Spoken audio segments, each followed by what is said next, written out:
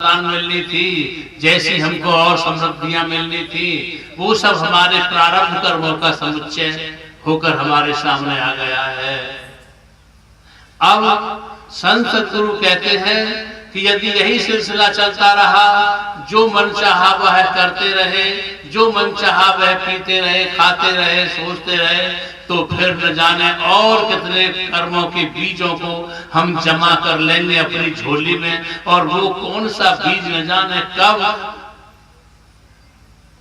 वृक्ष बने, कब उसका फल हमें चाखने को मिले। और यह गुरु नानक देव जी ने कहा था, न जग में चैन है न स्वर्ग में सुख है, न जग में चैन है न स्वर्ग में सुख है, न ब्रह्म पद में है अमर आनंदा, और जहां तक हैगा माया का घेरा वहीं तक हैगा दुख का फंदा। किसी भी शरीर में चले जाओ वो दुखों का केवल एक सेंटर होता है, दुख भोगने का ही केवल माध्यम होता है। कोई तुम्हें ऐसा नहीं मिलेगा जो ये कहते मैं सुखी, कोई किसी तरह कोई किसी। तो अब संत सद्गुरु कहते हैं कि तुम इस कड़ी से बाहर होने का प्रयास करो, इस कड़ी से बाहर हो जो सुख दुख के घेरे से परे है। रविन्द्रनाथ टैगोर बहुत प्यारे अच्छे इंग्लिश के कवि हुए हैं, और उनकी एक कविता का प्रसंग है।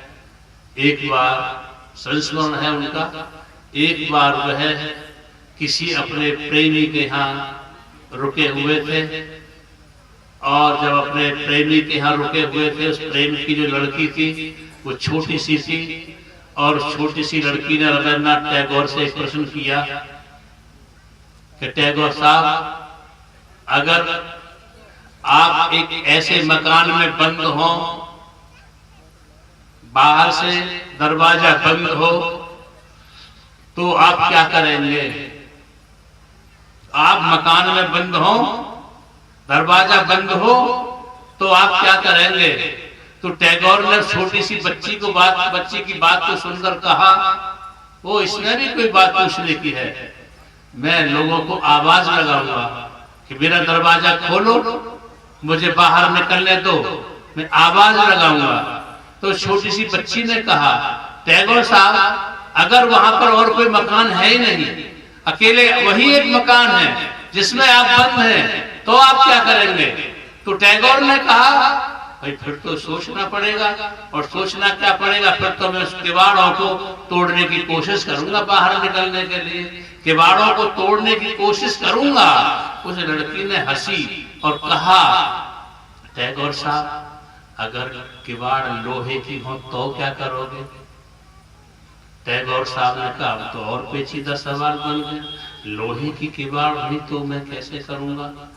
हाँ भाई, अब तो फिर उसने कहा, ये जीवन तुम्हारी एक पहेली है, अबूझ पहेली है, और परमात्मा ने इस पहेली को इस तरीके से गढ़ दिया है कि तुम अपनी बुद्धि से इसका समाधान नहीं कर सकोगे, तुम्हें अपनी बुद्धि से समान करने में असमर्थता ही मिलेगी। और यह पहेली किसी और की तैयार की हुई नहीं है, ये पहेली केवल तुम्हारी तैयार की हुई है।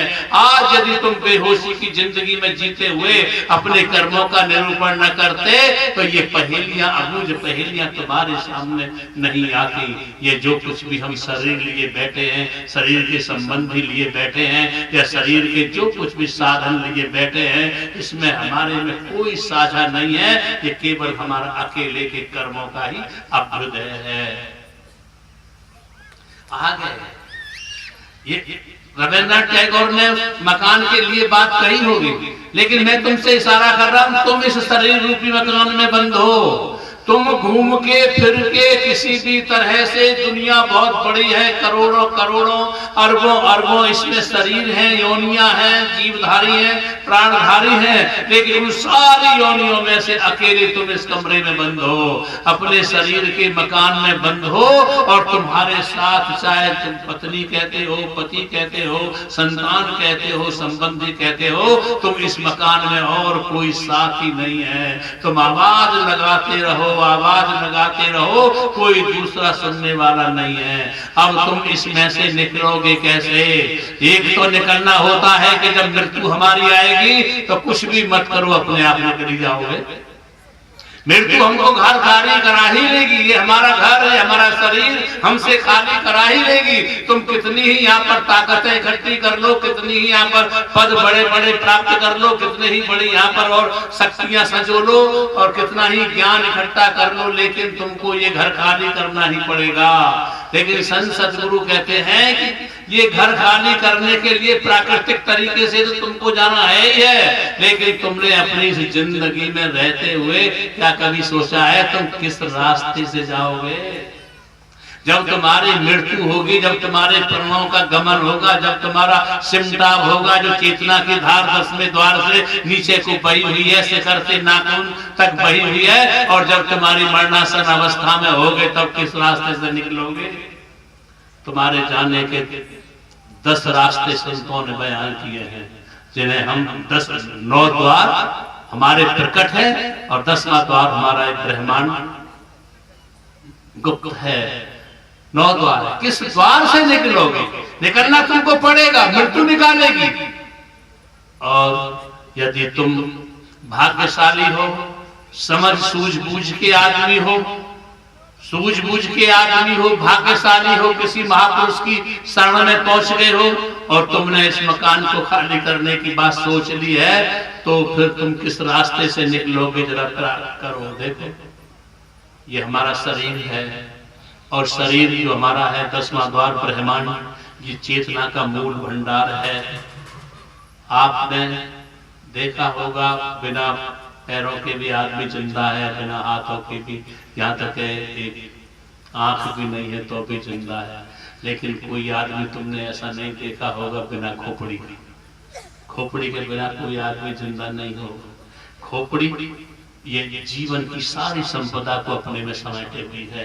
हमारी चेतना का मूल भंडार ये है, जीवन हमारा यहाँ पर इकट्ठा है और यहीं से चेतना की प्रवाह हमारे नेत्रों के तीसरे तिल के रास्ते से हमारे नाखून तक व्याप्त है, जिसे हम मरना कहते हैं। जो अप्राकृतिक तरीके से मर जाते हैं, गोली खा के मर जाते हैं, सल्फास खा के मर जाते हैं, डूब के मर जाते हैं, एक्सीडेंट मर जाते हैं, उनकी मृत्यु तो आकस्मिक मृत्यु होती है। लेकिन जो प्राकृतिक मृत्यु होती है, जो प्राकृतिक तरीके से मरते हैं, तो उनकी रूह का संताप जो होता है वो आपने देखा होगा। जैसे हमारा शिखर से नीचे को बहाव है तो सबसे पहले नाखून की तरफ से संताप होता है।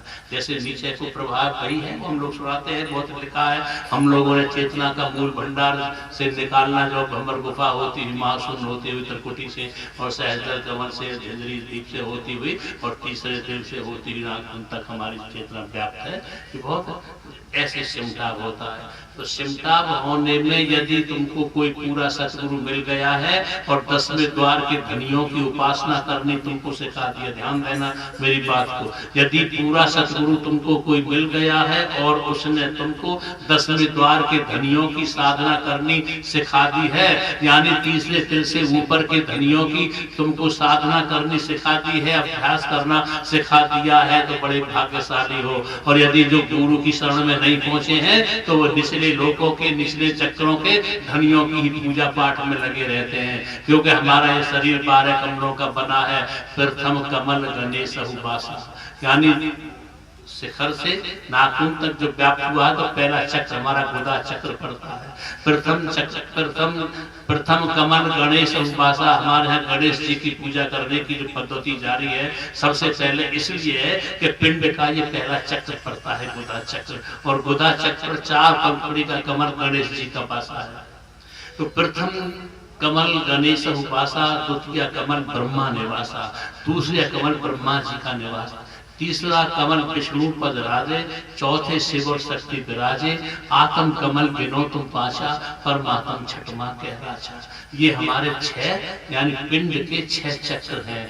गुदा चक्र से लेकर के हमारी नाभि, कंठ, हृदय पर कहीं शिव जी का वासा है, कहीं विष्णु जी का वासा है, और कहीं हमारा जो छठे चक्र पे आते हैं ज्योति जी, जिसे अष्टांग कहते हैं, आद्य कमारी कहते हैं, या बहुत से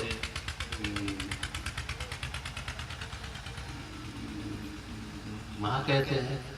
तो ये बात, अगर हम पिंड के धनियों की उपासना करने लगे होते, हम जहां जिस भी स्तर के धनी की उपासना करते हैं, अंत समय में हमारे प्राण उसी जगह जाएंगे। जिस की हम उपासना करते हैं उसी पर पहुंचेंगे। यदि हम बल्लभगढ़ का नाम जपेंगे, बल्लभगढ़ बल्लभगढ़, तो हम बल्लभगढ़ ही नहीं पहुंचेंगे।